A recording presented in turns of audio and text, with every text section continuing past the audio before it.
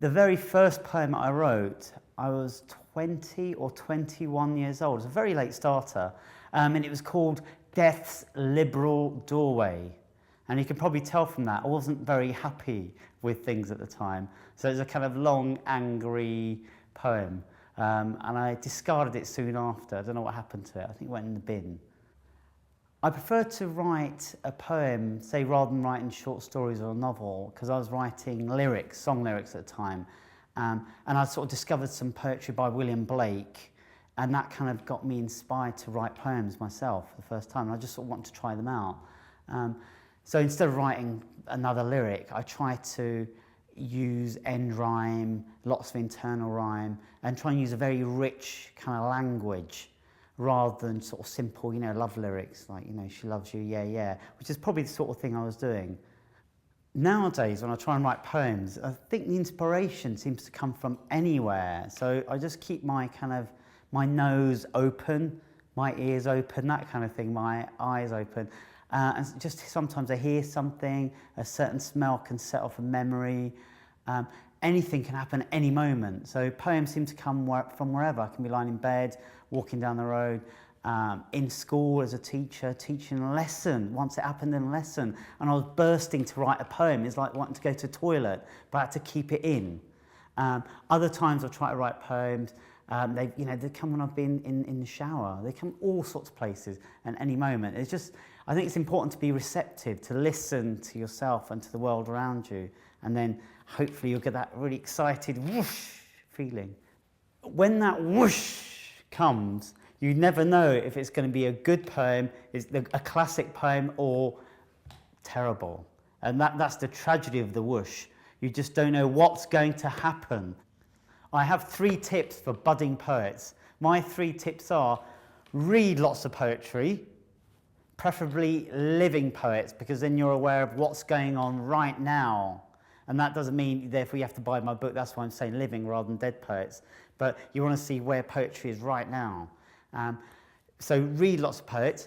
Write all the time. Keep a notepad. Write. Look around the world. Look for ideas to write. Sometimes reading poems and having an argument with the poem you just read, whether you like it and you want to copy it, or you don't like it enough and you want to do a better version, can be a good thing to do.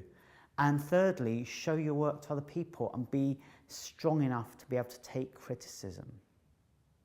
In other words, develop a very thick armadillo skin. And also, enter competitions. There's lots of poetry competitions for young people out there. And it's really worth entering them, because you can become famous. Because if you win one of those competitions, you normally get in your local paper. And I know that from my school, when students win, the school likes to celebrate any success. So become famous by getting the poem published in a magazine or winning a competition. I'm going to read a poem about being caught in 2 different worlds. Having to be Indian at home and be kind of English outside, hanging out with white people. And this poem's about that kind of doubleness of being 2 different people in the same body. In a white town. She never looked like other boys' mums. No one ever looked without looking again at the pink gamise and ballooned bottoms, mustard-oiled trail of hair, brocaded pink sandals and the smell of curry. That's why I'd bin the letters about parents' evenings, why I'd police the noise of her holy songs. I'd check the net curtains were hugging the edges, lavender spray the hallway when someone knocked.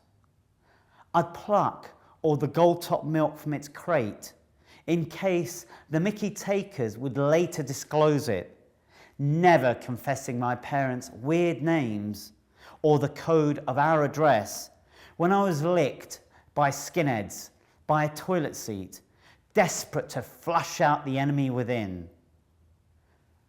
I would have felt more at home had she hidden that illiterate body, bumping noisily into women at the market, bulging into its dramaed gossip.